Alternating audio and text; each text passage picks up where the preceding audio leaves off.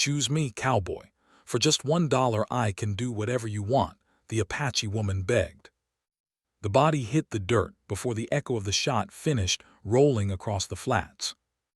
Cole Harlan had not been looking for trouble when he rode into the town of Redstone. He had been looking for water, a meal, and maybe 6 hours of sleep that did not come with nightmares. He got none of those things.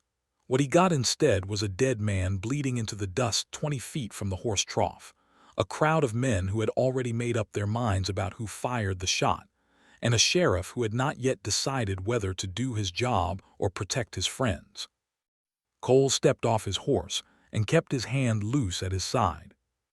The dead man was young, maybe 22, wearing the badge of a deputy, 2 bullets in the chest, the kind of grouping that took practice. "You see who did it?" Cole asked the nearest man. The nearest man said nothing. He looked at Cole the way people look at things they want to disappear. The sheriff came out of the saloon. His name was Burl Cain, and Cole had never met him, but he had the kind of face that had spent years saying yes to the wrong people. Round and soft where it should have been sharp. Eyes that moved sideways before they moved straight. "You just ride in?" Cain asked. "Just now. Didn't stop anywhere first, talk to anybody." Cole looked at him. "I just told you I just rode in." Cain nodded the way men nod when they are not listening. He looked at the dead deputy, and then at the crowd, and then at Cole. "Where you headed?" "Through," Cole said. "I'm headed through." That was when the woman came running. She came from the alley between the general store and the land office, and she ran like something was still behind her even though nothing was. Her dress was torn at the shoulder. Her hair was loose. She was Apache, and she was somewhere between 25 and 30, and she ran straight into the middle of the street and stopped 10 feet from Cole and looked at him with eyes that had already calculated every exit and found them all closed.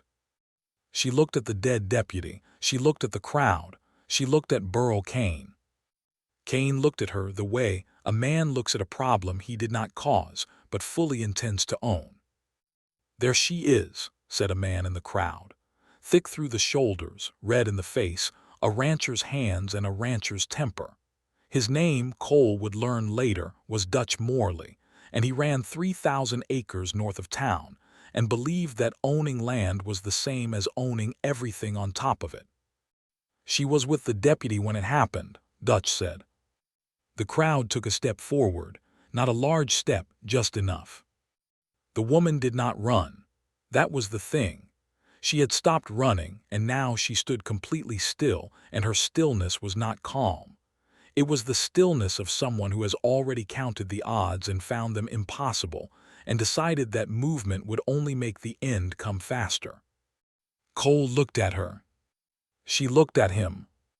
"Choose me, cowboy," she said. Her voice was low, directed only at him, the words careful and deliberate the way words are when a person has thought about them for a long time. "For just $1, I can do whatever you want." The crowd heard it. Dutch Morley smiled. Burl Cain looked at the ground. Cole heard something else underneath the words. Not a proposition, a calculation. She was buying time, buying distance, buying the one thing she had left to bargain with, which was uncertainty. As long as no one was sure what she was to him or he to her, no one would move. He looked at her for 3 full seconds. Then he reached into his vest pocket, produced a silver dollar, and held it out. She walked to him and took it. Her fingers were cold. He felt them even through the brief contact, cold the way hands get when blood has drained to the center of a body preparing for something bad. "We'll be going then," Cole said to Cain. Cain said nothing. Dutch Morley took a step forward. Cole's eyes moved to Dutch and stayed there. He said nothing. He did not reach for his gun. He did not need to. There is a kind of stillness that is its own language, and Dutch Morley read it correctly and stopped moving. Cole walked to his horse. The woman walked beside him. The crowd watched. Nobody spoke. They were half a block down the main street when he heard Dutch Morley's voice behind them, easy and unhurried. the voice of a man who has already decided how a thing is going to end. Don't go too far, stranger. Redstone's a small town. Cole kept walking. The woman kept pace. 3 steps past the last building on the south end of town, she turned and looked at him, and her eyes were measuring him the way you measure something you cannot yet afford to believe in. "My name is Nara," she said. "Cole," he said. "I did not kill the deputy." "I know," he said. She stopped walking. "You know you arrived after." "The grouping," he said. 2 shots, same spot. That's not panic. That's somebody who shoots regular. You ran from the alley, not toward it." She stared at him. "Also," he said, "your hands." He nodded at her fingers still wrapped around the silver dollar. "No powder burn." She looked down at her hand. Then she looked up at him, and something in her face shifted in a way she did not fully control. "Dutch Morley killed him," she said. "I saw it. The deputy found out that Dutch has been taking Apache horses off the reservation and selling them across the border. The deputy was going to send a wire to the federal marshal. Dutch found out." Cole looked back toward town. The church steeple caught the afternoon light. Smoke from the smithy. A perfectly ordinary town doing its perfectly ordinary business around a body in the street. "Where's the closest federal wire?" he asked. 30 miles east, town called Parish." Cole looked at the 30 miles of open flat between them and Parish. Then he looked at the 2 riders who had just appeared at the south end of Redstone, sitting their horses and watching. 30 miles was a long way. The riders had good horses. Cole untied his bedroll from behind his saddle, pulled out the second canteen he kept wrapped inside it, and handed it to Nara. "Can you ride?" he asked. "I can ride anything with 4 legs," she said. He believed her. "There's a ranch 2 miles south," she said. "The owner, a widow named Clara Post, she keeps horses. She is a fair woman. Dutch Morley has cheated her twice on cattle prices and she knows it." Cole looked at the riders again. They had not moved. They were waiting for something, probably Dutch. 2 miles, he said. "We walk, we don't run. Running tells them something worth chasing." Nara nodded once. They walked south into the afternoon, with the sun cutting sideways and the riders at their backs, and 30 miles of open country ahead of them, and 1 silver dollar between them and nothing at all. Clara Post's ranch was a 1/4 mile off the road, marked by a windmill that needed oil and a fence line that had been mended so many times in so many different kinds of wire that it looked like a story about hard years told in metal. She came to the door before they reached the porch. She had a shotgun. She was 50 years old and built the way women get when they have spent 30 years doing the work that was supposed to be shared. She looked at Nara first, then at Cole, then at the 2 riders visible in the distance on the main road. "Dutch Morley's men," she said. It was not a question. "Yes, ma'am," Cole said. She looked at Nara again. Something passed between the 2 women that had no words. "Come inside," Clara said, and she lowered the shotgun and held the door open. Inside, the ranch house smelled of pine and coffee, and the particular quiet of a place where one person had learned to fill rooms meant for more. Clara set the shotgun against the wall and poured 2 cups without asking and set them on the table. "Dutch killed Deputy Lorne," Nara said. Clara sat down. Her hands were flat on the table. "I suspected it would come to that. Lorne was a good boy, too honest for Redstone." She looked at Cole. "You're not from here." "No." "What's your interest?" "I was in the wrong place." Clara studied him. "Nobody's in the wrong place by accident when Dutch Morley is involved. Dutch makes sure of that." She got up and went to the window. The riders had stopped on the road. They were not coming closer, but they were not leaving either. They were making a perimeter. "They'll wait for dark," Cole said. "Yes," Clara agreed. "That's how Dutch does it. He lets things happen in the dark and then explains them in the morning." She turned from the window. "I have 2 horses that can run. Good ones. Dutch tried to buy them off me last spring and I told him to go to hell. Nara looked at Cole. Cole looked at the window. We need to get to Parrish, he said. Federal wire. I know the route, Nara said. There is a canyon cut 4 miles south of here, dry this time of year. It runs east for 12 miles. It comes out 6 miles from Parrish. Dutch's men won't know it. Will you know it in the dark? Cole asked. I grew up in it, she said. Clara went to the back of the house. They heard her moving in the barn. 20 minutes later she came back with 2 horses saddled and a leather saddlebag she handed to Cole. Hardtack and dried meat, she said, and a box of shells that fit that rifle on your saddle. Cole looked at her. Don't thank me, she said. Put Dutch Morley in a federal cell and we'll call it even. They rode out the back of the property as the sun was finishing itself off against the western hills, slipping the color out of everything and leaving the world in shades of gray and shadow. The riders on the road were 2 dark shapes against a dark sky, and then they were nothing as Nara turned south and the land rose and folded them inside it. Nara rode the way she said she could.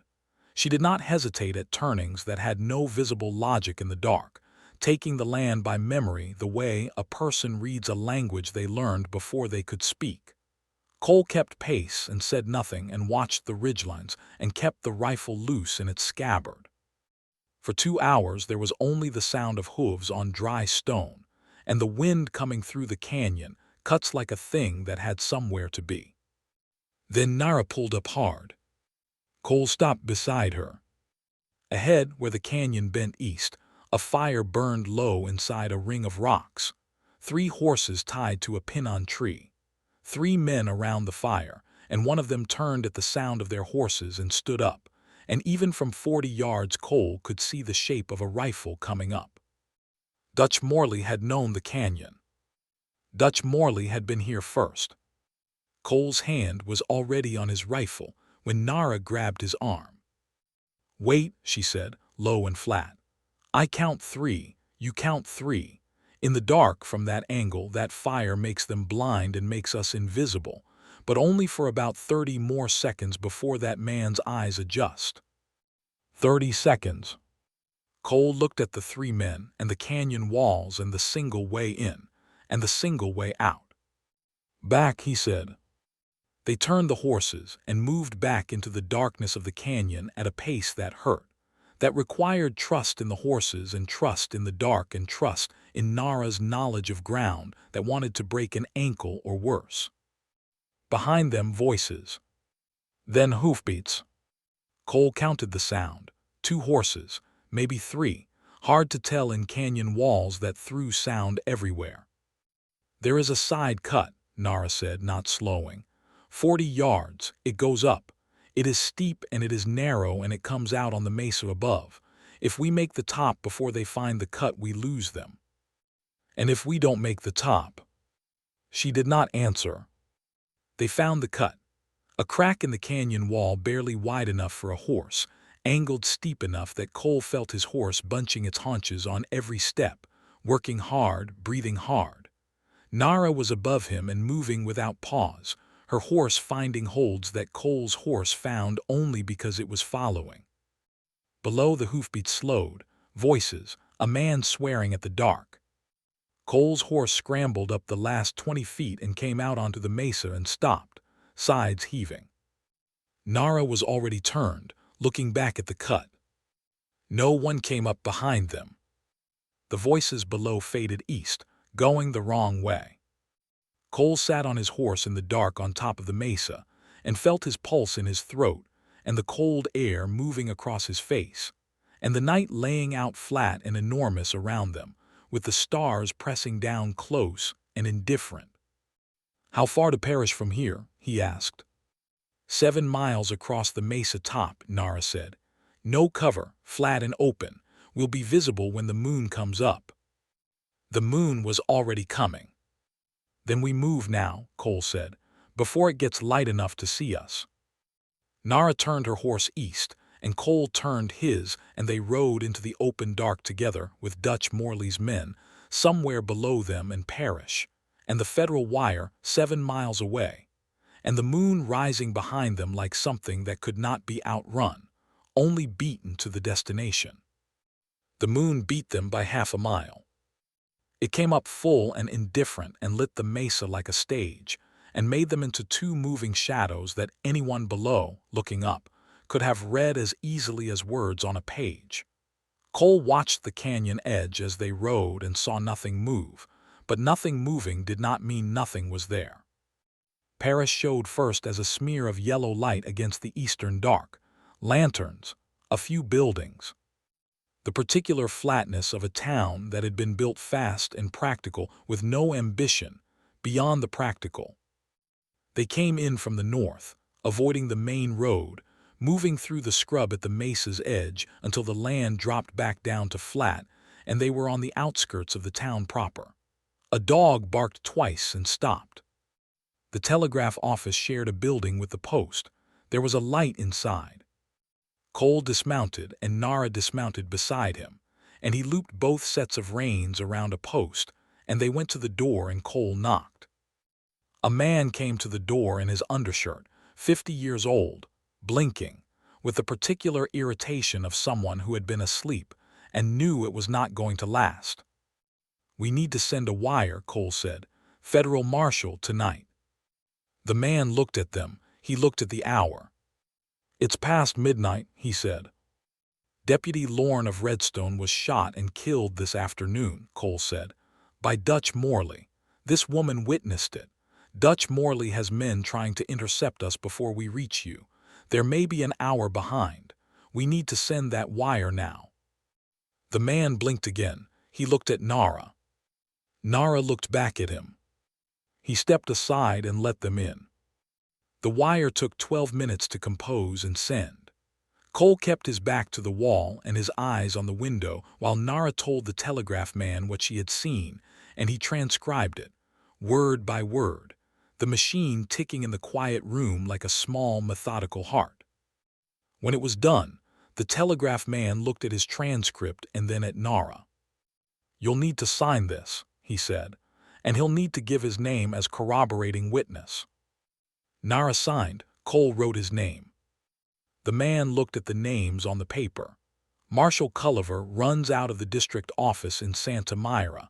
He'll get this by 6 in the morning. He's a fast mover when he wants to be."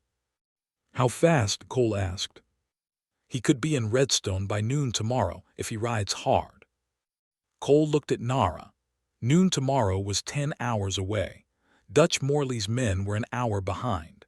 Dutch himself was still in Redstone, probably working on his version of events, probably feeling safe in his own town with his own sheriff. Probably. Is there a place in this town where two people can spend the night without being easy to find? Cole asked the telegraph man. The man thought about it. The widow Ferris takes in travelers.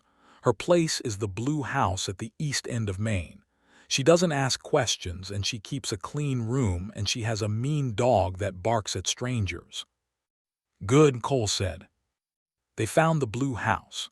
The widow Ferris was indeed awake, the way certain women of a certain age seem to need very little sleep, and she looked at them with the calm of someone who had opened her door at strange hours to strange people before and had developed a simple policy about it.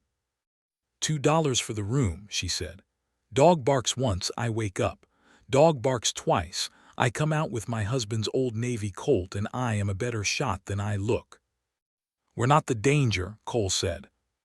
"They never are," said the widow Ferris, and she took their $2 and showed them to a room at the back of the house that had one window and one door and a bed with a quilt that smelled of cedar. Nara sat on the edge of the bed. Cole took the chair by the window and looked out at the dark. For a long time neither of them spoke. The dog was quiet outside. The street was quiet. "You didn't have to help me," Nara said. "No," Cole agreed. "Most men wouldn't have. Most men are missing good judgment." She looked at him across the room. "What are you? What do you do?" "I'm between things," Cole said. "What kind of things?" He was quiet for a moment. I used to work cattle, before that the war. After that a few years I'd rather not describe. Now I'm between things. The war was 15 years ago, she said. That's a long time to be between things. Some people take longer to find the next thing. Nara lay back on the bed and stared at the ceiling, and Cole watched the window and the quiet street beyond it. And outside, the widow Ferris's dog lifted its head once, listened, decided against it, and put its head back down. An hour passed. Another. No Dutch Morley, no riders. The town breathed and slept. Somewhere before 4 in the morning, Cole fell asleep in the chair. He woke to Nara standing at the window in the first gray light of dawn, looking east, her arms folded across her chest, and her face doing something complicated and private that she closed off the moment she felt him watching. "They didn't come," she said. "No," he said. "Dutch will know by now that the wire got sent." "Yes." "What does a man like Dutch do when he knows he's been caught?" Cole stood up from the chair, his back protesting, and looked out the window at the town waking up in the pale new light. A rooster somewhere, smoke from a chimney. "A smart man runs," he said. "Dutch Morley doesn't strike me as smart." "He strikes me as dangerous," Nara said. "Those aren't the same thing." She turned and looked at him, full on, the way she had not allowed herself to look at him since the street in Redstone, and Cole looked back. "The marshal gets here at noon," he said. "Yes," she said. "And then what?" She turned back to the window. The question stayed in the room between them, taking up space, unanswered. Cole went to the door. "I'm going to find coffee," he said, "and then I'm going back to Redstone." Nara turned. "Dutch will kill you." "Dutch will try," Cole said. "There's a difference." She stared at him. Then she picked up her coat from the end of the bed. "Then I'm coming." "You're the witness," he said. "You need to stay alive long enough to talk to the marshal." "I'm also the only one who knows where Dutch hides his records," she said. "The proof, the dates, the horse counts, the names of the buyers across the border. He keeps them in a locked box under the floorboards of the land office. I know because I cleaned that office for 3 years." Cole looked at her. "You need me," she said. He did. Outside, the sun was fully up, burning the last of the night's cold out of the air, and the road to Redstone ran west through the flat open land like a long straight argument neither of them had started, but both were going to have to finish. They rode back into Redstone at 9 in the morning, with the sun already mean, and the main street empty in the particular way that streets go empty when the people in the buildings have decided to wait and see. Burl Kane was sitting on the steps of the sheriff's office. He saw them come in, and he stood up slowly and looked at them, and then looked down at his boots. Dutch Morley was not visible. That was the thing. When a man like Dutch goes invisible, he is either gone or he is behind something. Cole dismounted in front of the sheriff's office. Nara stayed on her horse. "Where is he?" Cole asked Kane. Kane looked up from his boots. "I don't know." "That's a lie." Kane's jaw moved. "He's in the land office. Been there since 6 this morning. I don't know what he's doing, but he took 2 men with him." The land office, the records, Dutch knew. Cole looked at the land office across the street. Door closed, windows shuttered. Dutch was either destroying evidence or packing it. Either way, the clock had changed. Nara was already off her horse and moving. "Nara," Cole said. She did not stop. She walked across the main street of Redstone in the morning sunlight like a woman who had made the relevant calculations and arrived at a number she could live with, and she went to the land office door and pushed it open and walked inside. Cole ran. Inside, the land office smelled of disturbed dust and fresh fear. A man stood by the back wall with his hand moving toward his gun, and Cole hit him with a shoulder before the hand arrived, and the gun went sideways, and the man went down and stayed down. Dutch Morley was on his knees in the corner with a floorboard in his hands, and a metal box open on the floor in front of him and papers in a pile. And beside the papers, a lit candle, and the corner of the nearest paper already brown and beginning to curl. Nara was 3 steps ahead of Cole. She hit the candle with one hand, killing the flame, and she scooped the papers with the other, pulling them back from the heat, and she stood between Dutch Morley and the burning corner of the room and looked down at him. Dutch looked up at her. There was a second man in the room. He was behind Cole, and Cole heard him and turned, and they went into each other in the narrow space between the filing cabinets, and it was ugly and close, and Dutch was yelling something from the corner, and Nara was yelling back at Dutch in 2 languages, and the second man was trying to get his elbow into Cole's face, and finding that Cole had the same idea about him. When it was done, the second man was on the floor holding his nose, and the first man was still down, and Dutch Morley had not moved from his knees in the corner. Dutch was not a fighting man. That was the revelation. For all the damage he had done, for all the people he had ground down with money and threat, and the particular slow violence of land ownership, Dutch Morley on his knees in the corner of the land office was a small man inside a large man's ambitions. "Those papers belong to the federal government," Nara said. She held them carefully, the burned edge of the nearest one still warm. Dutch looked at her. His face was doing something she had never seen it do, which was nothing. No contempt, no calculation, nothing. Cole took Dutch's gun. He took the guns from the floor. He went to the door and looked out. Burl Kane was standing in the street. He had his sheriff's badge in his hand. He was looking at it. Then he looked up at Cole. "There's a jail in this building," Cole said. "It has a cell. I'd like you to put Dutch Morley in it and lock the door, and then I'd like you to sit in your chair and wait for a federal marshal who should be here in about 3 hours." Kane looked at the badge in his hand for another moment. Then he put it back on his chest. "All right," he said. It was the most useful thing he had said in years.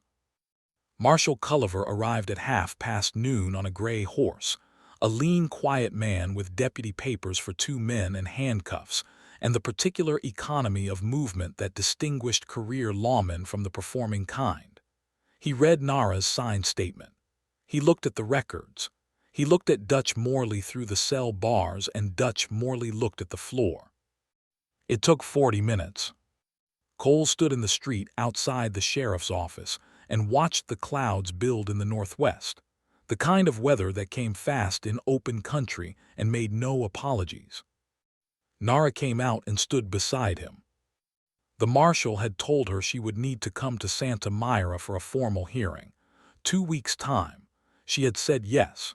She had said it the way people say yes to things they have been waiting a long time to be allowed to say. "Where will you go?" she asked Cole. "I said I was headed through," he said. "You're not going to tell me what's on the other side of through." He looked at the clouds. "I'm not sure I know yet." She was quiet. The wind came through the main street of Redstone with the smell of rain in it, a smell that was promise and threat at once, the smell of country that will give you everything or take it depending on the day. 3 years I cleaned that land office," Nara said. 3 years I watched Dutch Morley move through this town like it was made of him, like the ground itself owed him something. She paused. "I used to think if I stayed small enough and quiet enough it would pass over me." "It didn't," Cole said. "No," she looked at him. "It didn't, and I'm not sure I would go back to being that quiet even if it had." Cole looked at her sideways. The sun was out again between clouds, doing what it always did, refusing to hold a mood. "The widow Farrison Parish," he said. "She had an extra room." Nara watched him. "It's a reasonable place to stay," he said, "while you wait for the Santa Myra hearing. Decent town, quiet dog." She said nothing for a long moment. $2 a night, she finally said. "I believe it was $2 total," he said. "Maybe it went up." He looked at her and she was almost smiling, not fully, the way a person smiles when they are not yet sure they are allowed to. when hope is still a new and cautious animal that has not decided if the territory is safe. Burl Kane came out of the sheriff's office and stood on the steps. He looked at the clouds and then at the street, and then at nothing in particular. He had the face of a man who had just started the long work of becoming someone different and had no idea how long it was going to take. Cole picked up his reins. Nara picked up hers. Marshal Culliver appeared in the doorway behind Kane, said something about riding out tomorrow, and went back inside. The town of Redstone resumed its breathing. The smithy smoke rose straight in the still air between wind gusts. A woman came out of the general store with a paper-wrapped parcel and went back to her life. The church bell counted the half hour and stopped. Cole and Nara rode out of Redstone together, heading east, back toward Parrish, back toward the Widow Ferris and the cedar-smelling room and the dog that barked at strangers. They rode without hurry, the kind of riding you do when you are not running from a thing, when the road ahead has changed character, gone from something you are escaping to something you are choosing. The mesa stretched out flat and enormous around them under a sky that kept changing its mind about rain. Nara rode on his left. Their horses settled into the same rhythm without being asked. The way animals do when they have already traveled hard together and found the arrangement works. Cole had ridden into Redstone looking for water, a meal, and sleep without nightmares. He had not found any of those things. He was no longer sure that was a problem. The land ran on ahead of them, wide and indifferent and open in every direction, the kind of country that asks nothing except that you keep moving and pay attention, and for the first time in a long time that felt like enough. Behind them, Redstone held its new quiet. Ahead, the road to Parrish waited. And the sky, making up its mind at last, held off the rain.